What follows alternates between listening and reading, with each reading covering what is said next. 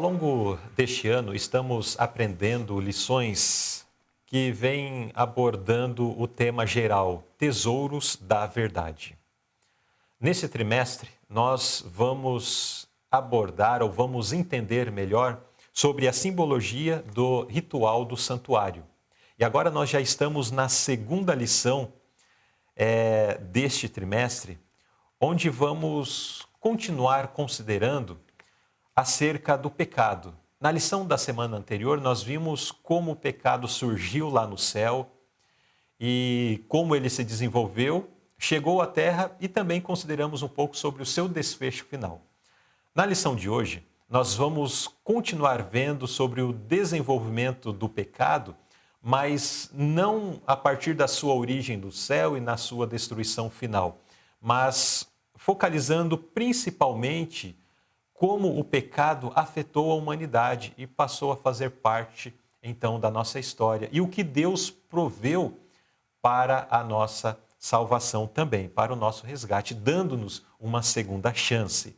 Então, essa lição nós vamos entender, ou vamos estudar acerca da origem e também a eliminação do pecado. O verso áureo se encontra em Êxodo capítulo 25, verso 8, onde lemos: "E me farão um santuário e habitarei no meio deles." E o pensamento da inspiração: por meio de longas relações com idolatria, o povo de Israel misturou muitos costumes pagãos à adoração divina. Por esse motivo é que, no Sinai, o Senhor lhes deu instrução definida a respeito do serviço sacrificial. Sobre esses pontos relacionados ao santuário em si, nós vamos ver mais na parte final da nossa lição. Então, nós vamos deixar as considerações desses textos para quando esses temas, esses assuntos, de fato, ressaltarem no estudo que faremos da lição. Vamos então já entrar no primeiro tópico, que vem falando do princípio. No princípio. Pergunta A: que tipo de mundo Deus criou no princípio? Irmão Tiago, como que era o mundo quando saiu das mãos criadoras do nosso Deus? Eu fico pensando, irmão Luzerley, porque hoje a gente vê algumas perfeições neste mundo, né? Às vezes a gente se depara com algo na natureza mesmo e a gente fala, é perfeito, né? Mesmo nesse mundo degradado já aí por quase 6.000 anos de pecado. Sim. Mas a Bíblia descreve que quando o mundo saiu das mãos do Criador, ele era perfeito. O próprio Deus diz, tudo é muito Bom. tudo é muito bom, né? E não era só o mundo que era muito bom, né? Mas Deus criou o homem também perfeito, né? O homem era perfeito. Aqui em Eclesiastes 7:9 fala que Deus fez o homem reto, né? Então imagine um homem reto, o pensamento dele era perfeito. Tudo que ele fazia, tudo que ele era perfeito.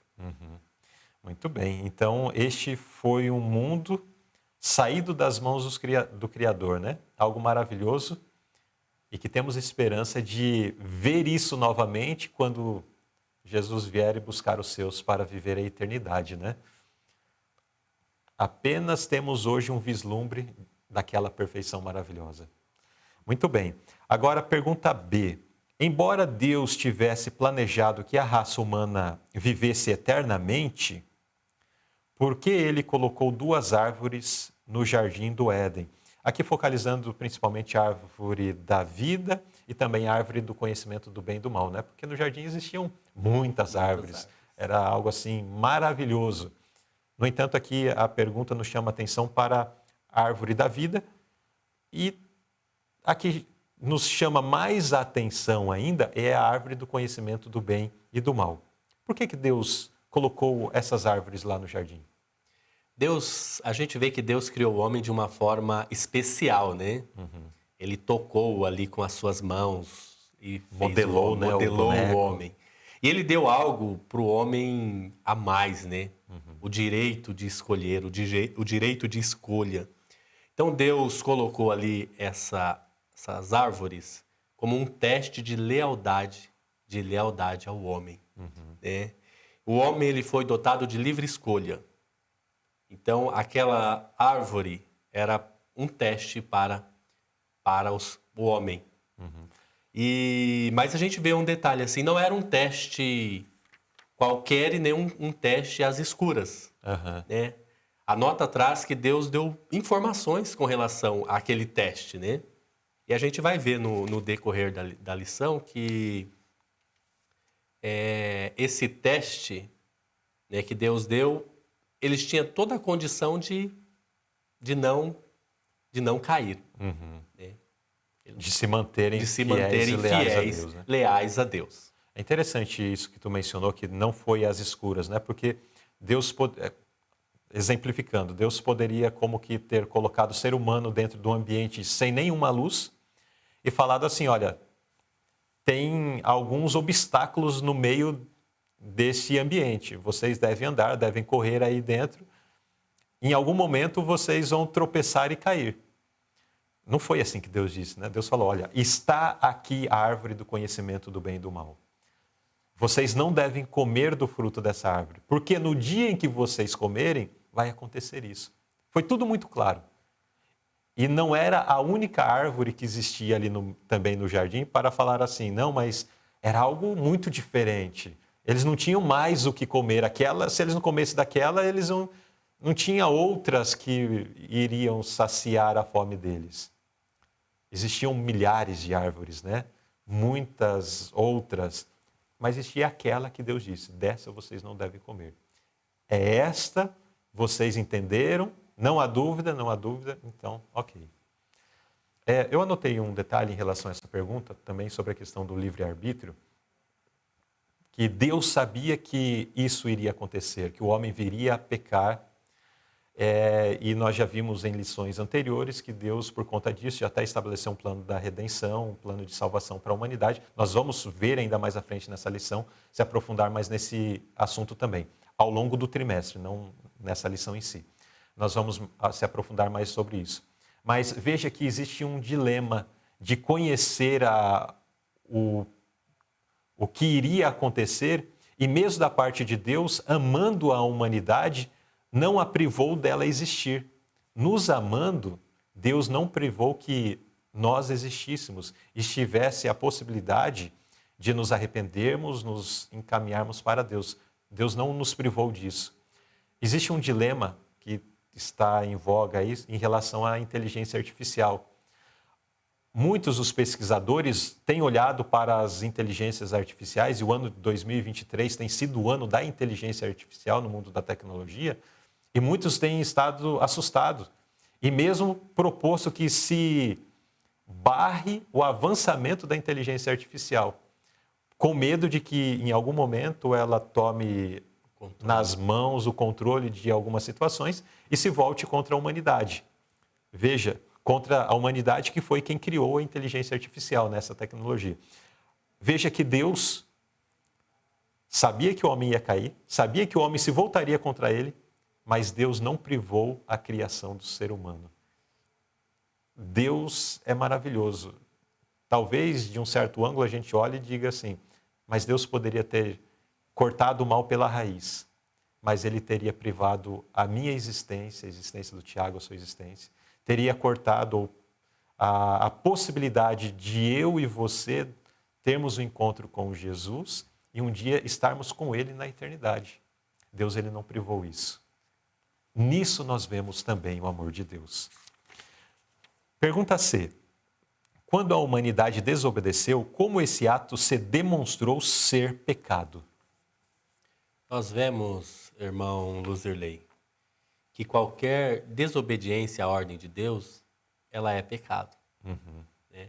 Então, quando Deus diz não, é não.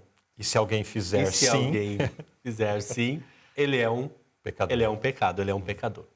É um transgressor. É um transgressor.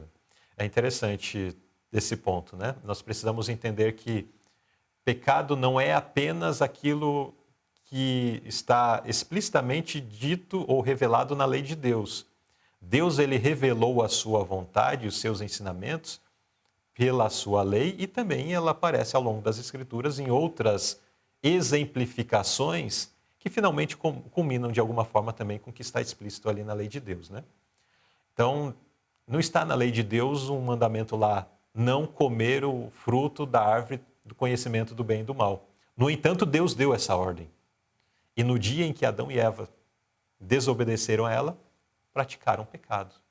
Então Deus diz que o nosso corpo é templo do Espírito Santo e precisamos zelar por ele. No dia em que nós, por conta de excesso de trabalho, ou de excesso de descanso, ou por excesso de alimento, ou por alimentos equivocados, ou por falta de alimento, ou por alguma outra forma, nós prejudicamos esse corpo, nós estamos fazendo o quê? Pecando contra Deus. Porque Deus disse, cuida desse corpo. Exatamente.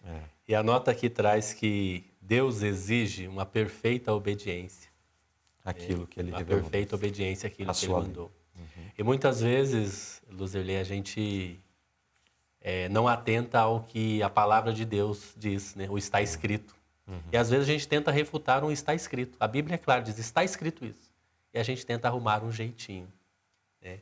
Mas com relação à obediência a Deus não existe jeitinho.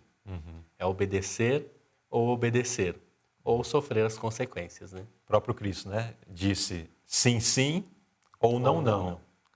Esses arranjos, mudando, trazendo para a nossa linguagem atual, qualquer arranjo entre uma coisa e outra, de diferente daquilo que Deus ordenou, é de procedência maligna.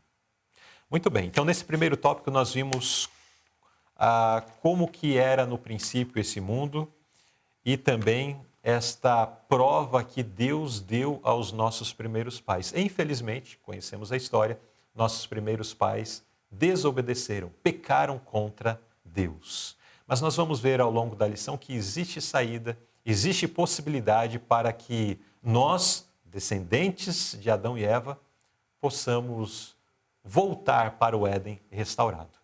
E vamos continuar acompanhando essas lições.